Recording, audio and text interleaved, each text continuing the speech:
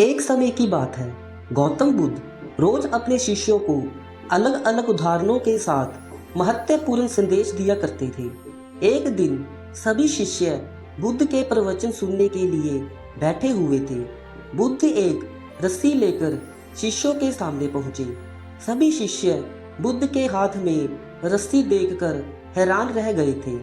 बुद्ध अपनी जगह पर जाकर बैठ गए। इसके बाद उन्होंने रस्सी में एक एक करके 3 गांठें लगा दी।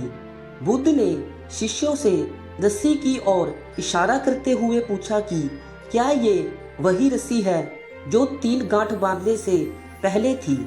एक शिष्य ने कहा कि तथागत, गांठें लगाने के बाद भी यह वही रस्सी है।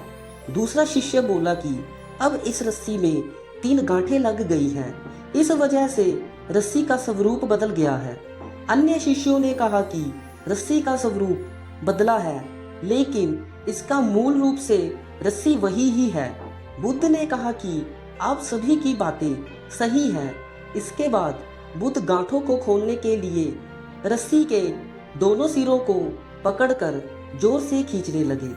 बुद्ध ने पूछा कि क्या इस तरह से रस्सी की तीनों गांठें खुल जाएंगी। शिष्य ने कहा कि ऐसा करने से तो गांठें और मजबूत हो जाएंगी। बुद्ध ने कहा कि इन गांठों को खोलने के लिए हमें क्या करना होगा।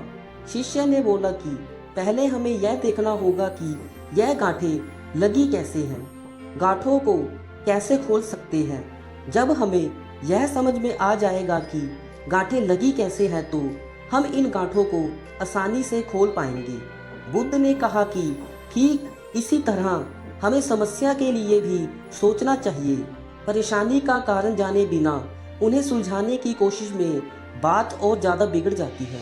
इसलिए पहले समस्या की वजह को समझे तो उनका समाधान आसानी से मिल सकता है। एक अन्य प्रसंग के अनुसार पुराने समय में एक संत अपनी बुद्धिमानी और धार्मिक स्वभाव की वजह से बहुत प्रसिद्ध थे।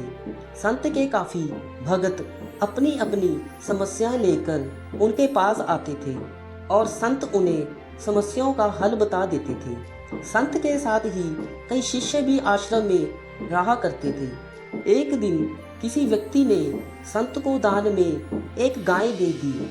गाय देखकर सभी शिष्य बहुत खुश हुए। शिष्यों ने सोचा कि अब हमें रोज ताज़ा दूध पीने को मिलेगा। गुरु ने कहा, चलो अच्छा है, अब सभी के लिए ताजे दूध की व्यवस्था हो जाएगी। कुछ दिनों तक संत और उनके शिष्यों को ताज़ा दूध मिलता रहा। फिर एक दिन वही दानी व्यक्ति आया और अपनी गाय वापस ले गया।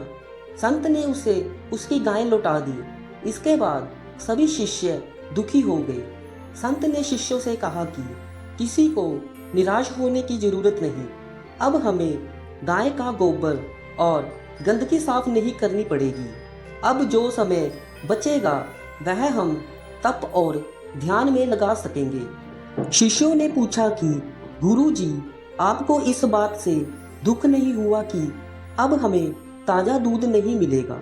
संत बोले कि हमें सकारात्मक सोच बनाए रखनी चाहिए। समय कैसा भी हो, हमेशा अच्छा सोचें। यही सुखी और सफल जीवन का रहस्य है।